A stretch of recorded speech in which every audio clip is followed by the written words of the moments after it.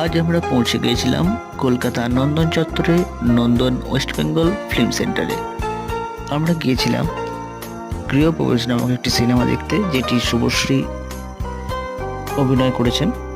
এবং তার সামনে দেখছেন অ্যাম্বিয়েন্সটা খুবই সুন্দর, যেখানে কিছু স্ট্যাচু বানানো রয়েছে যা খুবই ভালো লাগছিল। এবং তার সাইডেই দেখতে পাচ্ছেন রবীন্দ্র সদন। রবীন্দ্র সদনের সামনে দিয়ে আপনাকে নন্দনে এন্ট্রি নিতে হবে। তো সেখানে গিয়ে দেখলাম উত্তম কুমারের মহানায়ক উত্তম কুমারের 46তম প্রয়াণ দিবস উপলক্ষে কিছু ফিল্ম রাখা হয়েছে ওনার, যেটি খুবই ভালো উদ্যোগ। 18 জুলাই থেকে 31 জুলাই পর্যন্ত এগুলো চলবে এবং আপনাকে ওখানে পৌঁছে কাউন্টারে এর টিকিট সংগ্রহ করতে হবে। আপনি অনলাইনে এর টিকিট পাবেন না। সমস্ত ডিটেলসের মধ্যে দেওয়া রইল। চ্যানেলের ভিডিওটি আপনার ভালো লেগে থাকলে অবশ্যই সাবস্ক্রাইব করে রাখবেন।